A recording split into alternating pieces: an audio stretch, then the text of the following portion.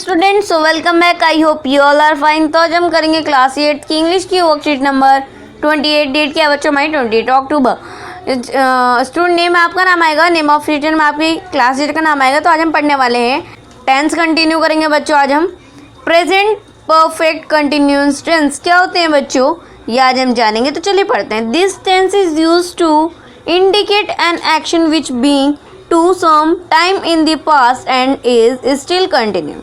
For is used to refer a period of time.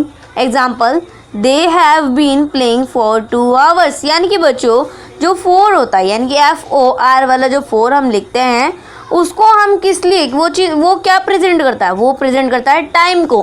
तो जैसे कि फॉर एग्जाम्पल आपको दिया हुआ है they have been playing for 2 hours, यानी कि वो कब से खेल रहा है, 2 घंटे से खेल रहा है। तो बच्चों उसके बाद नेक्स्ट है since is use to refer to a specific point in time. Example के लिए आपको दिया हुआ है they have been playing since 5 o'clock, यानी कि बच्चों कुछ एक्सपेंसिव पॉइंट जो होता है उसको शो करने के लिए, उसको पॉइंट आउट करने के लिए आपको सीन्स का यूज़ करना पड़ता है। ठीक है, उसके बाद आपका नेक्स्ट थर्ड है हैज़। हैज़ किसके लिए यूज़ करते हैं, is use with he, she, it and singular noun. Have is used with I, you, we, they and plural noun. बच्चों has हम किस लिए यूज़ करते हैं, जहाँ पर he, she या और singular noun होती है। उसके बाद हम और have का यूज़ करते हैं बच्चों हम I, you, we, they and plural noun के साथ। ठीक है, फिर उसके बाद इसका स्ट्रक्चर क्या होगा, सब्जेक्ट प्लस हैज़ हैव, यानी कि इसको हम किस तरीके से लिखते हैं, पहले सब्जेक्ट आएगा, फिर उसके बाद हैज़ या हैव यानी कि हेल्पिंग वर्ब लगेगी, फिर उसके बाद वर्ब की फर्स्ट फॉर्म। ठीक है बच्चों, उसके बाद प्लस ING और प्लस ऑब्जेक्ट। ठीक है, चलिए नीचे आ जाते हैं। अफर्मेटिव, नेगेटिव और इंट्रोगेटिव, ये सेंटेंस आपको नीचे दिए हुए हैं, जैसे कि पढ़ लेते हैं। अफर्मेटिव में लिखा है I have been studying English, फिर उसको नेगेटिव में बोला गया है I have not been studying English, फिर उसके बाद इंट्रोगेटिव में बोला गया है have I been studying English, क्या मैं इंग्लिश पढ़ता हूँ। तो पहला था affirmative I have been studying English, मैं इंग्लिश पढ़ता हूँ, मैं इंग्लिश नहीं पढ़ता हूँ, क्या मैं इंग्लिश पढ़ता हूँ। ठीक है, फिर उसके बाद नीचे आते हैं पास्ट टेंस क्या होती है, पढ़ लेते हैं। This tense is use to indicate an ongoing action that end before another action event in the past.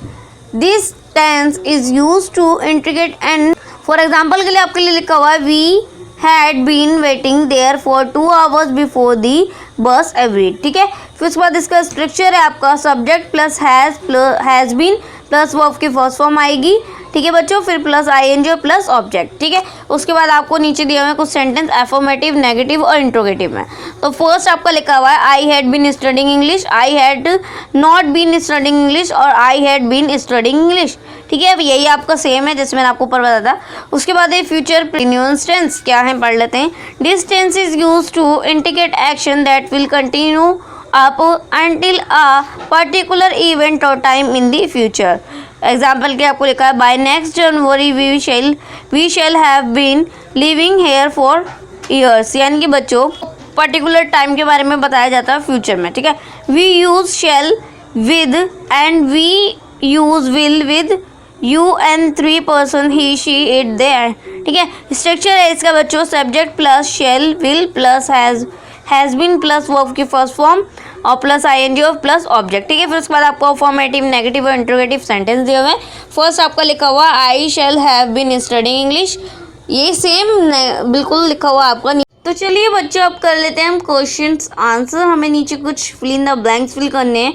तो जैसे कि फर्स्ट आपका लिखा हुआ है dash she dash cook since 7 o'clock, आपको उसको किस में चेंज करना है, प्रेजेंट परफेक्ट कंटिन्यूअस में। ठीक है बच्चों, तो इसका आप क्या लिखोगे, यहाँ पर कुक लिखा है ना यहाँ पर, तो यहाँ पर आप लिख दोगे शी से पहले आप लिखेंगे हैज़ और उसके बाद आप लिखेंगे बीन कुकिंग। ठीक है, फिर उसके बाद चलिए नेक्स्ट पर आ जाते हैं। At that time he dash right a novel for 2 months।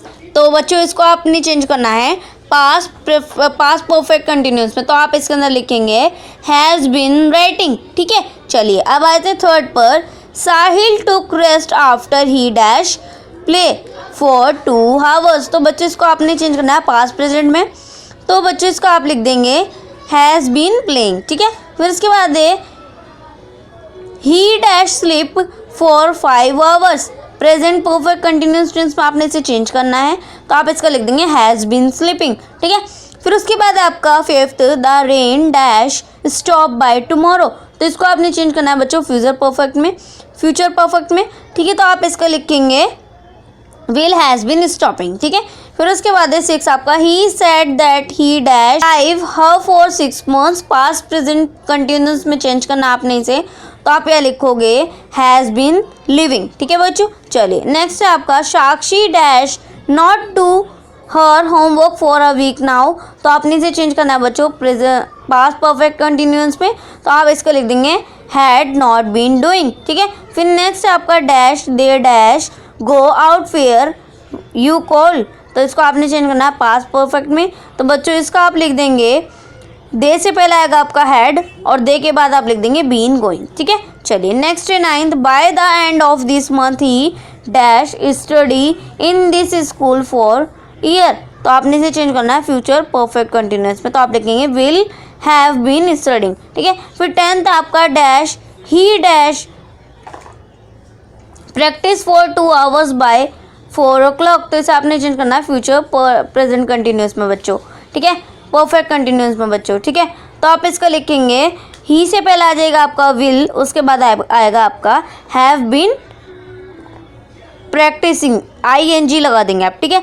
उसके बाद 11th आपका he has not been work, उसके बाद है आपका he dash not work they for 5 days, तो इसको चेंज करना आपने प्रेजेंट परफेक्ट कंटिन्यूअस में, तो आप लिखेंगे हैज़ नॉट बीन वर्किंग, ठीक है।